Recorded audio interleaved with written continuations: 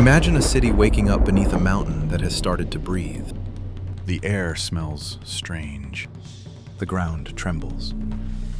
Ash falls from the sky. Animals behave as if something invisible is coming. Rivers turn dangerous. Explosions echo from the slopes above. And still, the city stays. Not because the people are foolish. Not because they want to die. But because danger is easier to ignore when life must continue. In 1902, the city of Saint-Pierre on the Caribbean island of Martinique was known as one of the most beautiful and prosperous places in the French West Indies. It had theaters, cafés, markets, churches, warehouses, and busy streets near the sea. People called it the Paris of the Caribbean. Ships came and went from its harbor. Merchants sold sugar, rum, coffee, and cocoa. Families lived beneath tiled roofs and walked through streets filled with music, heat, gossip, and commerce. Above them rose Mount Pelée. To modern eyes, the volcano looks like a warning. But to the people of Saint-Pierre, it was part of the landscape. A green mountain. A familiar backdrop. A silent giant that had not truly shown its power in living memory. By the spring of 1902, that silence began to break. Small eruptions and rumblings came from the mountain. Ash drifted over nearby areas. Steam and smoke rose from the summit.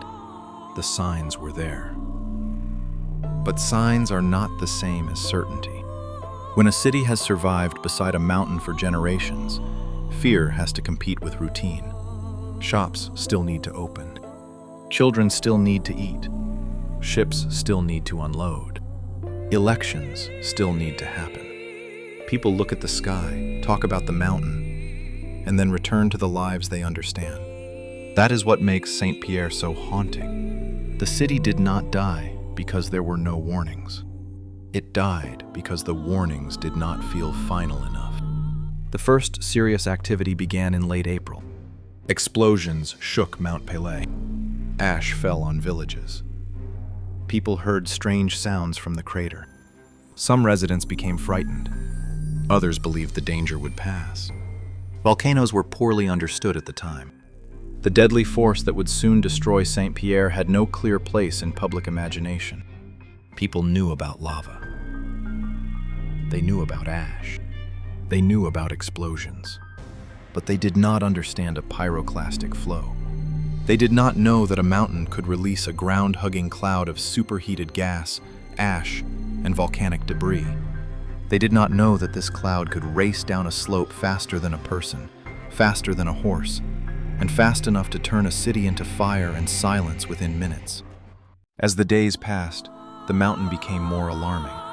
Ash continued to fall. The air grew heavier. At night, the volcano glowed. Birds and insects fled from the upper slopes.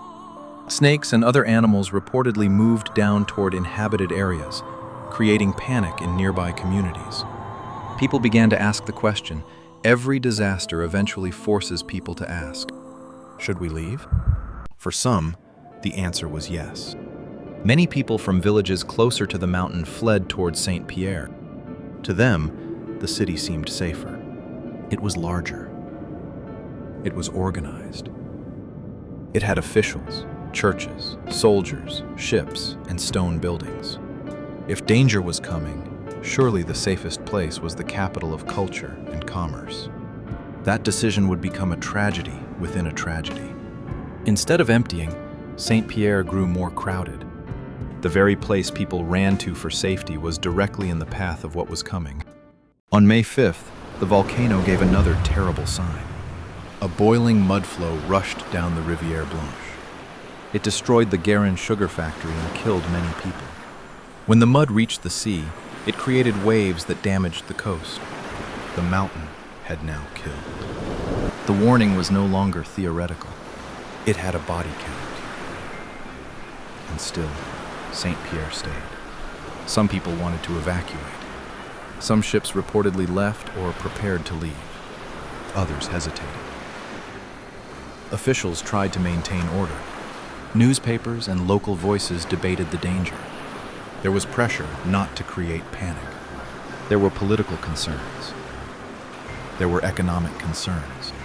There was also the oldest human instinct of all, the belief that tomorrow will probably resemble yesterday. The city had not been destroyed before, so maybe it would not be destroyed now. This is how people remain in danger, not all at once, but through a chain of small reasons. One person waits for clearer instructions. Another waits for a relative. Another waits because work is unfinished. Another waits because the road seems unsafe. Another waits because the people in authority have not left. Another waits because everyone else is waiting. By the morning of May 8th, 1902, Saint-Pierre was still alive. It was Ascension Day, a Christian holiday. In the city, people were beginning their routines. Some were at home. Some were in churches. Some were near the harbor. Ships lay in the bay. The mountains stood above them, no longer silent. At about 8 in the morning, Mount Pelée erupted with catastrophic force. But the killer was not a river of lava. It was not a slow wall that people could see approaching and outrun. It was a burning cloud. A pyroclastic current tore down the southwest flank of the volcano and raced toward Saint-Pierre. It carried ash, gas, rocks, and heat so intense that survival inside the main path was almost impossible. In minutes, the city was destroyed. Buildings were smashed. Wood ignited. Barrels of rum exploded. Ships in the harbor burned. The air itself became deadly. People did not have time to run through the streets. They did not have time to gather belongings. They did not have time to understand what was happening. The city that had waited too long was gone. Nearly everyone in Saint-Pierre died. The number is usually given as around 28,000 to nearly 30,000 people. In the memory of the world, Saint-Pierre became the deadliest volcanic disaster of the 20th century. The stories of survival are so rare that they became legends. The most famous survivor was Ludger Silbaris, a prisoner locked in a thick-walled cell. Protected from the direct blast, he was badly burned but lived. Others on the edges of the destruction zone also survived. But for the city itself, survival was almost non-existent. Saint-Pierre was not simply damaged. It was erased as a living city. What makes this disaster different from Pompeii is not only the time period. Pompeii was ancient. Saint-Pierre was modern enough to have newspapers, steamships, photography, science, officials, and global attention. This was not a forgotten village in a distant age. This was a proud colonial city with communication, commerce, and institutions. And still, it stayed too long. That is why the story feels uncomfortable. It is easy to look back and ask why they did not leave. But the harder question is whether people today would behave so differently. When warnings are uncertain, people hesitate. When experts disagree, people choose the answer that disturbs life the least. When leaders speak calmly, crowds often stay calm. When leaving means losing work, home, money, or family connections, staying can feel rational. Disaster is not always a failure to see danger. Sometimes, it is a failure to believe danger will arrive in time. Saint-Pierre shows how a city can move from concern to catastrophe without ever reaching a shared moment of decision. The mountain gave warnings. The people saw signs. But the final danger was beyond what most of them could imagine. They understood smoke. They understood ash. They understood falling stones. They did not understand a superheated cloud moving like a hurricane down the mountain. They did not understand that the safest buildings could become ovens. They did not understand that the harbor could burn. They did not understand that the city itself could disappear before breakfast was over. After the eruption, rescuers approached a place that no longer looked like the city they had known. Saint-Pierre was blackened, silent, and broken. The streets were filled with ruins. Ships were wrecked. The smell of burning hung over the coast. The volcano had not buried the city gently.